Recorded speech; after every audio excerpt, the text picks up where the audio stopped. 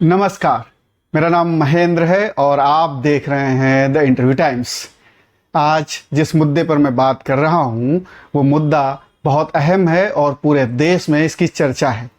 मुद्दा है महिला आरक्षण का, जो कि विधानसभाओं और संसद में महिलाओं को आरक्षण मिलना है। उसका बिल संसद में आज पेश किया गया था कल, और आज वो लोकसभा में पास हो गया। लेकिन जो सबसे बड़ा सवाल, जो आपके मन में भी जो सवाल उठ रहा होगा, वो है कि महिलाओं के आरक्षण की ये जो प्रक्रिया है ये कब से शुरू होगी, यानी कब लागू होगा, महिलाओं को कब आरक्षण मिलेगा, कब वो चुन के जाएंगी संसद में जो ये बिल है इसके आधार पर। अब ये तारीख सरकार बताने की स्थिति में नहीं है कि कब से ये लागू होगा। विपक्ष के सारी पार्टियां ये पूछती रहीं आज पूरे दिन लोकसभा में कि भाई ये आप बता दो, साहब आप ये बता दो कि ये लागू कब करोगे। सरकार के पास इसका कोई जवाब नहीं था, गोलमोल जवाब थे। अमित शाह जी, गृह मंत्री भारत सरकार, उनका एक प्रत्युत्तर था, जवाब था कि जो लोग विरोध कर रहे हैं इस बिल का, तो क्या वो ये सोचते हैं कि विरोध की वजह से 2029 से पहले लागू हो जाएगा, यानी कि 2029 में भी शायद लागू ना हो। वहां से आप एक खबर ले सकते हैं, वहां से आप एक क्लू ले सकते हैं। तो ये कब लागू होगा? अब जिस तरीके से इस बिल में भी कहा गया है कि पहले सेंसस होगा, यानी जनगणना होगी, और जनगणना के बाद डीलिमिटेशन होगा, यानी सीटें बढ़ाई जाएंगी पॉपुलेशन के आधार पर, उसके बाद ये लागू होगा। तो सेंसस अभी तक हुआ नहीं है, अब आगे होगा, कब होगा उसके बारे में कुछ नहीं कहा गया। बिल में कहा गया है एज सुन एज पॉसिबल ये लागू होगा। तो अब पहले सेंसस होगा, उसके बाद डीलिमिटेशन होगा, यानी सीटों की संख्या बढ़ाई जाएगी, उसके बाद ये लागू किया जाएगा बिल। अब आप सोचिए कि 2026, सरकार का कहना है 2026 से पहले इसे हम वैसे भी लागू नहीं कर सकते क्योंकि फ्रीज कर दी गई हैं, सीटें बढ़ाने की व्यवस्था नहीं है। 2026 से पहले तो वैसे भी सीटें नहीं बढ़ाई जा सकती, और उसमें भी एक क्लॉज है कि आपको सेंसस कराना होगा। फिर डीलिमिटेशन कमीशन आपको बताएगा कि कितनी सीटें बढ़ानी है, कौन कौन सी। तो ये लंबी प्रक्रिया है।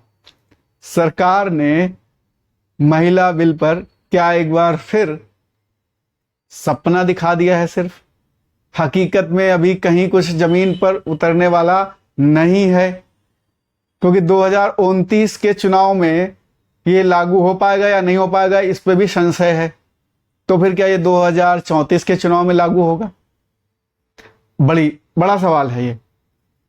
अब सारी विपक्षी पार्टियां जिस बात को लेकर के सरकार को घेर रही थी, वो बड़ा मुद्दा है। वो बड़ा मुद्दा यह है कि कोटा के अंदर कोटा देना, यानी कि इसमें महिलाओं के अंदर ओबीसी की महिलाओं के लिए रिजर्वेशन अलग से रखा जाए, और माइनॉरिटीज के लिए भी, SC ST के लिए भी।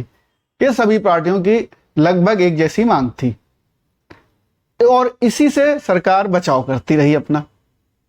तो क्या ये सारी पार्टियां और सरकार मिली हुई है, उनकी जो अंदर कहीं कुछ इस तरीके का संवाद हो चुका है कि असली मुद्दे पे आना ही नहीं है? कुछ पार्टियों ने ये कहा, बड़ी पार्टियों ने भी कहा कि अभी इसको तत्काल लागू कर दीजिए, लेकिन इस मुद्दे को जिस तरीके से उठाना चाहिए था उसको नहीं उठाया। जब वो कोई बिल 2029 के बाद या 2034 में लागू होना है, तो अभी पास करके भी क्या कर लेंगे आप? से क्या हो जाएगा? कुछ नहीं होना। तो इसका विरोध क्यों नहीं किया फिर? इसका मतलब है कोई भी पार्टी नहीं चाह रही थी कि अभी से लागू हो जाए। सिर्फ अपना एक पॉलिटिकल स्टैंड लेने के लिए सारी पार्टियों ने कहा है कि इसको तत्काल लागू कर दीजिए। अब जो पॉइंट है और जो सरकार जिस तरीके से संसद में घुमा रही थी, आप वहां से पकड़िए। सरकार क्या कह रही है कि सेंसस होगा और डीलिमिटेशन होगा, सीटें बढ़ाई जाएंगी।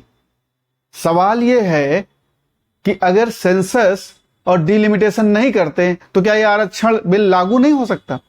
जो मौजूदा सीटें हैं, जितनी हैं 543 सीटें हैं, इस पे आरक्षण देने में क्या दिक्कत है?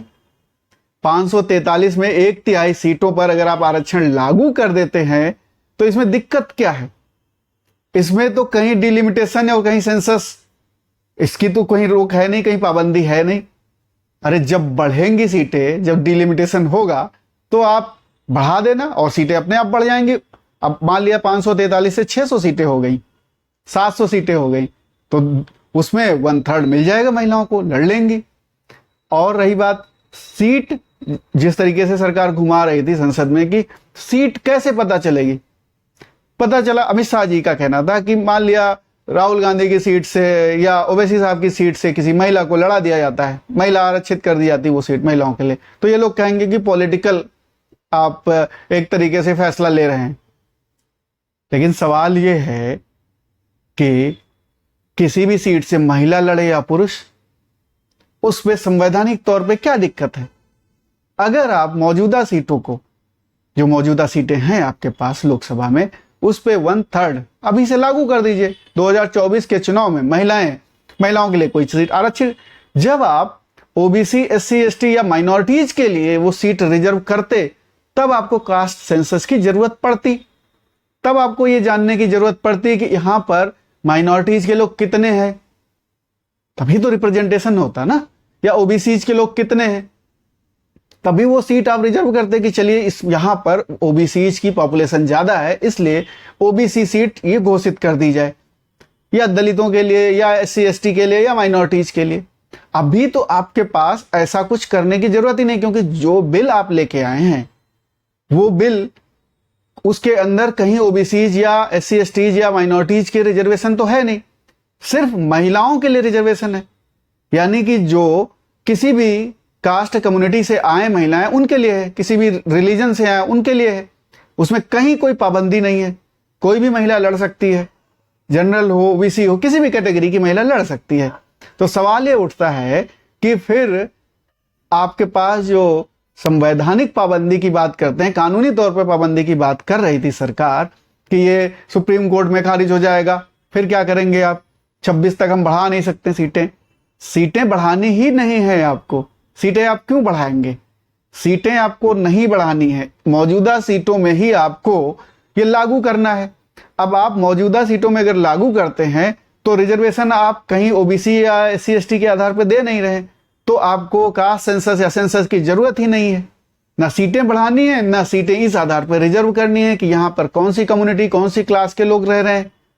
वहां तो सिर्फ आपको महिला या पुरुष सीट घोषित करना है, रोटेशन बेसिस पे आप घोषित कर दीजिए कि 5 साल के लिए ये घोषित है, अगले 5 साल में पता नहीं कौन सी होगी। तो आप उस तरीके से इसको कर सकते थे, लेकिन ऐसा लगता है कि कोई भी पार्टी ये नहीं चाहती है कि 2024 में ये लागू हो जाए, इसीलिए सभी ने इसका समर्थन किया और अपनी एक पॉलिटिकल, एक होता ना कि मैसेजिंग देने के लिए सभी ने ये कहा कि इसे तत्काल लागू करना चाहिए। लेकिन किसी तरीके का न सुझाव था और ना ही किसी ने इसका इस आधार पर विरोध किया कि जब आप 2029 के बाद लागू करेंगे तो मैं आज आपका समर्थन क्यों करूं? अभी कोई ऐसी जरूरत तो है नहीं, 2029 किसने देखा, तब तक क्या परिस्थितियां आएंगी, कितनी परिस्थितियां बदलेंगी। आज अभी से आप 10 साल पहले का बिल बना के क्यों रख रहे हैं, जब मौजूदा स्थिति में आप इस स्थिति में है ही नहीं कि उसे लागू कर सके, तो मैं आपके बिल का समर्थन क्यों करूं? हो सकता हमारी सरकार आ जाए, हम नया बिल लाएंगे और अच्छा बिल ला सकते हैं, लेकिन किसी पार्टी ने इसका विरोध नहीं किया। लोकसभा में 2 सांसदों ने विरोध किया, वो पता नहीं कौन है, लेकिन किसी ने विरोध नहीं किया। थोड़े थोड़े सजेशंस सबने दिए और ये मांग की, कास्ट सेंसस की भी मांग हुई, कांग्रेस की तरफ से भी हुई, तमाम और पार्टियों की तरफ से भी हुई, लेकिन मोटे तौर पे सभी ने कहा हम बिल का समर्थन करते हैं।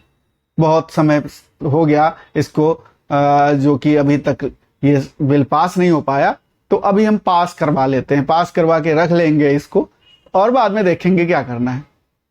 कमाल की बात है, अभी लागू नहीं होना है और इसको पास करवा के रख लेना है, क्योंकि इतिहास में ये दर्ज हो जाए कि फला व्यक्ति ने इसके शासनकाल में ये बिल पास हुआ था। महिलाओं को क्या फायदा हुआ? कुछ नहीं। कब होगा? पता नहीं। तारीख बताने की स्थिति में सरकार है ही नहीं। सरकार ये भी कह सकती थी कि सेंसस अभी शुरू हो जाएगा, इसी साल शुरू हो जाएगा, 3 महीने के अंदर सेंसस पूरा कर लिया जाएगा, डिलिमिटेशन कमीशन बना दिया जाए साथ में, उसके बाद डिलिमिटेशन कमीशन सीटों का बंटवारा कर दे।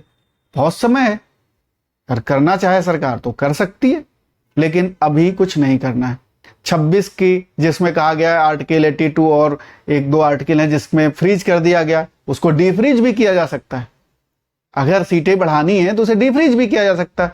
अभी आप ये कानून लाने के लिए आपने क्या किया, संविधान संशोधन किया, तो एक और संविधान संशोधन कर लेते। संविधान को संशोधित करने में कहीं कोई दिक्कत तो है नहीं, अगर दिक्कत होती तो ये बिल भी नहीं लाते, क्योंकि इसमें भी संविधान में संशोधन करके ही बिल लाए आप। वहां भी आप संविधान में संशोधन कर सकते थे, संविधान में संशोधन करने का हक है, संविधान संशोधन करके ही महिला आरक्षण बिल लेके आ रहे, तो एक और संशोधन कर देते, विशेष सत्र है ही, संशोधन हो जाता। बहरहाल अभी मौजूदा हालात में जो बिल है उसमें किसी प्रकार के और संशोधन की जरूरत ही नहीं है, ये अपने आप में इन्हीं सीटों पर लागू हो सकता था। अगर कहीं छोटा मोटा इसमें संशोधन करने की जरूरत होती है कि पुरुष इन मौजूदा सीटों में कैसे लागू किया जाए, कहीं अगर कोई क्लॉज होता संविधान में तो उसको आप संशोधित कर लेते इसी के साथ में, जिस तरीके से आप इसी के साथ में तमाम एनसीटी दिल्ली का लेके ही आए संशोधन, और तमाम जो पैरा हैं वो सब आप संशोधित कर ही रहे हैं, तो वो भी एक संशोधन हो जाता। लेकिन ये सिर्फ ऐसा लग रहा है कि न सरकार न विपक्ष के कोई नहीं चाहता, बड़े बड़े नेता हर पार्टी में, पुरुष जिन पार्टियों को चला रहे हैं वो बिल्कुल शायद नहीं चाह रहे होंगे कि उनकी कुछ ऐसी सीटें हैं जहां से वो जीतते हैं और वो महिलाओं के लिए हो जाए और वो हार जाए वहां से, ये डर सबको होगा और इसीलिए वो सीट छोड़ना नहीं चाहते। वैसे भी आप 33% दे रहे हो, 50% भी नहीं दे रहे हो, 50% महिलाएं हैं, एक्चुअल भागीदारी 50% उनकी बनती है, वो अधिकार है उनका, लेकिन वो अधिकार तो आप दे नहीं रहे हो। आप एक तरीके से ये कहने की कोशिश कर रहे हो कि साहब आपको 33% दे रहे हैं, चलिए ठीक है, शुरुआत है, मान लेते हैं आपकी बात, 33% से शुरू कर रहे हैं, लेकिन दीजिए तो 10 साल का और इंतजार अभी, तब क्या परिस्थिति होगी, फिर सरकार पता चला कुछ और अमेंडमेंट ले आए या कोई और चीजें हो जाएं, तो हकीकत में अभी कुछ लागू नहीं करने जा रहे हैं आप, बिल में आप इतिहास में दर्ज कराना चाह रहे हैं नाम, इसलिए आप बिल लेकर आए हैं। अगर आपको लागू करना होता तो अभी लागू कर देते। कितने साल हो गए, HD देवगौड़ा की सरकार में गीता मुखर्जी ने इस बिल पे काम किया था, सांसद थी वो, तब से लेकर के ये बिल लगातार सरकारें ला रही, पास नहीं हो पा रहा, और अब पास जब होने की स्थिति है, अब सारी पार्टियां सहमत दिख रही हैं, इसको बिल को पास होने की स्थिति में है, तो ये लागू 10 साल बाद होगा ऐसा प्रतीत हो रहा है, क्योंकि सरकार तो खुद ही कह रही 2029 के पहले तो वैसे ही लागू नहीं हो सकता। कुछ पता नहीं सेंसस अब 2031 में अगर कराती सरकार, क्योंकि हर 10 साल में होता है, 21 में नहीं हुआ, 29 में 31 में होगा, 2031 में सेंसस होगा, फिर डिलिमिटेशन कमीशन बनेगा, वो सीटें आरक्षित करेगा, उसके बाद ये लागू होगा।